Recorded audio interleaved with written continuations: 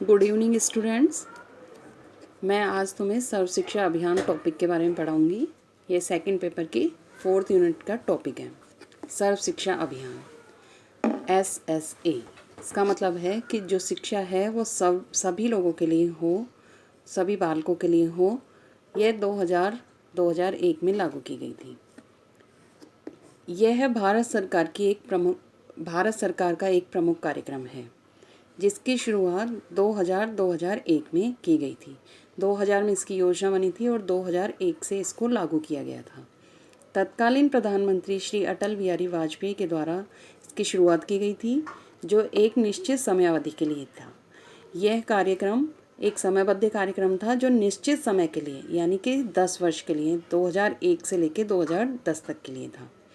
इसका लक्ष्य था प्राथमिक शिक्षा के सार्वभौमिकरण को प्राप्त करना। इसकी टैगलाइन थी सब पढ़े सब बढ़े। और जो इसका जो एक चित्र आप सभी ने देखा होगा, पेंसिल के ऊपर एक बच्चा और एक बालिका बैठे हुए हैं और उसके नीचे लिखा हुआ है सब पढ़े सब बढ़े। पृष्ठभूमि: भारतीय संविधान 26 जनवरी 1950 को लागू किया गया था। तो संविधान की धारा 45 के अनुसार यह घोषणा की गई कि 10 वर्ष के अंदर 14 वर्ष तक की आयु के सभी बालक बालिकाओं के लिए प्राथमिक शिक्षा अनिवार्य कर दी जाएगी। कि भारतीय संविधान की धारा 45 के अनुसार यह प्रावधान किया गया था कि जो बच्चे 6 से 14 वर्ष तक की आयु के हैं उन सभी बालक और बालिकाओं को प्राथमिक शिक्षा प्रदान की जाएगी। और ये जो लक्ष्य है वो हमारा 10 वर्ष में पूर्ण कर लिया जाएगा, यानी कि 1960 तक। परंतु स्वतंत्रता के बाद 50 वर्षों तक भी यह लक्ष्य प्राप्त नहीं हो पाया। अतः इस विषम परिस्थिति को देखते हुए सन 2001 में प्राथमिक शिक्षा के क्षेत्र में केंद्र सरकार द्वारा सर्व शिक्षा अभियान को प्रारंभ किया गया। अब हम आते हैं अगले टॉपिक की तरफ, उद्देश्य।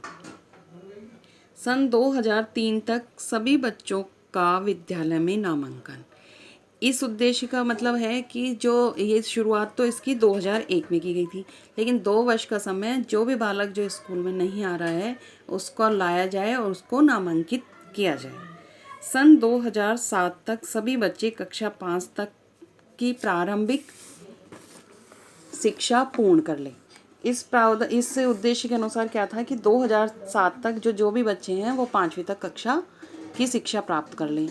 सन 2010 तक सभी बच्चे कक्षा 8 तक की प्रारंभिक शिक्षा पूर्ण कर लें। नेक्स्ट है सभी नामांकन किए बच्चों का ठहराव सुनिश्चित करना। इसके अंतर्गत है कि जो हमने बच्चे स्कूल में लाए गए हैं, नामांकित किए गए हैं, वो किसी कारण से, सामाजिक आर्थिक कारण से वो बाहर निकल जाते थे, तो उन ड्रॉप आउट बच्चों का ठहराव सुनिश्चित करने के लिए यह कार्यक्रम किया गया। अगला है सामाजिक, क्षेत्रीय एवं लैंगिक असमानता को समाप्त करना। इस जो कार्यक्रम का, इस अभियान का जो उद्देश्य था कि जो सामाजिक रूप से, क्षेत्रीय रूप से और लैंगिक दृष्टि से जो असमानता समाज में है उसको समाप्त करके सभी को शिक्षा प्रदान करना। नेक्स्ट टॉपिक है हमारा सर्व शिक्षा अभियान के कार्य। इसमें पहला कार्य है विद्यालयों की उपलब्धता सुनिश्चित करना। इसके अंतर्गत कि यदि कोई जहाँ बच्चे रह रहे हैं उसके आसपास अगर स्कूल नहीं है तो जो आवासीय क्षेत्र है उसके 1 किलोमीटर दायरे में उनके स्कूल का निर्माण करना या स्कूल बनाना। विद्यालयों के आधारभूत संरचना को मजबूत करना। इसके अंतर्गत कि उनके स्कूल की बिल्डिंग, वहाँ पे टीचर्स वगैरह की जो जिसके कारण से स्कूल आसानी से चल सके उसको मजबूत करना। शिक्षक उपलब्धता निश्चित करना कि जो हमारे जो स्कूलों में जो शिक्षक की कमी है उनका शिक्षकों को उस शिक्षकों की नियुक्ति करना और छात्रों के लिए उनको उपलब्ध कराना। नेक्स्ट है शिक्षकों के लिए सघन प्रशिक्षण की व्यवस्था करना कि जो शिक्षक होते हैं वो प्रशिक्षित हों, इस चीज़ की भी व्यवस्था करना। कंप्यूटर शिक्षा की व्यवस्था करना। सामुदायिक सहभागिता को प्रोत्साहित करना। इस पॉइंट के अंतर्गत सामुदायिक सहभागिता सिर्फ ये केंद्र सरकार या राज्य सरकार का नहीं बल्कि स्थानीय सरकार और साथ में जो अन्य संगठन होते हैं उनको भी सहभागिता लेना और उनको प्रोत्साहित करना ताकि वो भी बच्चों को नामांकन के लिए प्रोत्साहित कर सकें। अभियान का संचालन 2 स्तर पर किया गया, राष्ट्रीय स्तर पर और राज्य स्तर पर। राष्ट्रीय स्तर पर जो अध्यक्ष हैं वो प्रधानमंत्री और उपाध्यक्ष मानव संसाधन विकास मंत्री। राज्य स्तर पर जो अध्यक्ष हैं इनके वो मुख्यमंत्री हैं और उपाध्यक्ष शिक्षा मंत्री। सर्व शिक्षा अभियान के पश्चात शुरू की गई नई योजनाएं एवं कार्यक्रम, जिसमें पहला है संविधान की धारा 45 में संशोधन किया गया। कि जो संविधान की धारा 45 है इसमें संशोधन किया गया था 2002 में, तथा धारा 21A व 51A को जोड़ा गया। पहला 21A को मूल अधिकारों से संबंधित भाग 3 में जोड़ा गया।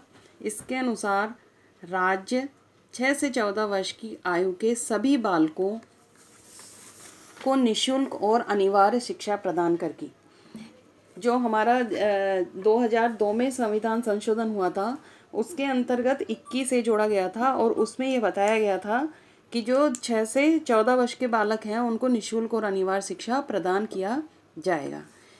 धारा 51A भाग 4 के मूल कर्तव्य में माता पिता तथा अभिभावक 6 से 14 वर्ष के बच्चों को शिक्षा के अवसर सुलभ कराएगा।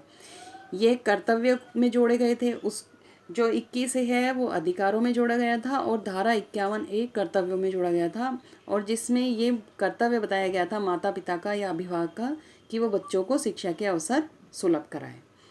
थर्ड जो इसके अंतर्गत नई योजना चालू हुई थी वो थी शिक्षा गारंटी आश्वासन योजना और वैकल्पिक तथा नवाचारी शिक्षा। इसके बाद है कस्तूरबा गांधी बालिका विद्यालय योजना। ये जो योजना है ये भी सर्व शिक्षा अभियान के अंतर्गत चालू की गई थी। सर्व शिक्षा अभियान के मानक कि जो मानक तैयार किए गए, स्टैंडर्ड तैयार किए गए थे कि क्या क्या होना चाहिए, वो कौन कौन से थे कि प्राथमिक तथा उच्च प्राथमिक विद्यालय में छात्र और शिक्षक का अनुपात 40:1, यानी कि 40 छात्रों पर एक अध्यापक रहेगा। यह किया गया। एक कक्षा के लिए कम से कम 2 शिक्षक, इस चीज़ का प्रावधान किया गया कि यदि कोई एक कक्षा के लिए कम से कम 2 शिक्षक होने चाहिए। विद्यालय कि आवासीय क्षेत्र के 1 किलोमीटर के दायरे में विद्यालय होना चाहिए। इसके अलावा कि प्राथमिक विद्यालय होना चाहिए, 1 किलोमीटर के दायरे में प्राथमिक विद्यालय होना चाहिए। जो उच्च प्राथमिक विद्यालय 8वीं तक का जो विद्यालय है वो 2 विद्यालयों के बीच में एक उच्च प्राथमिक विद्यालय भी होना चाहिए। प्रत्येक शिक्षक के लिए 1 कक्षा का प्रावधान किया गया। सभी छात्रों को मुफ्त में पाठ्य पुस्तकें उपलब्ध कराई जाएगी। इस अभियान के अंतर्गत जो सभी छात्र हैं 8वीं तक के उनको मुफ्त पाठ्य पुस्तकें उपलब्ध कराई जाएगी। सिविल कार्य की जो जैसे बिल्डिंग का आदि का कार्य है उसमें एसएसए फंड का 33% प्राप्त होगा कि जो भी सर्व शिक्षा अभियान फंड का जो 33% भाग सिविल कार्य के लिए दिया जाएगा।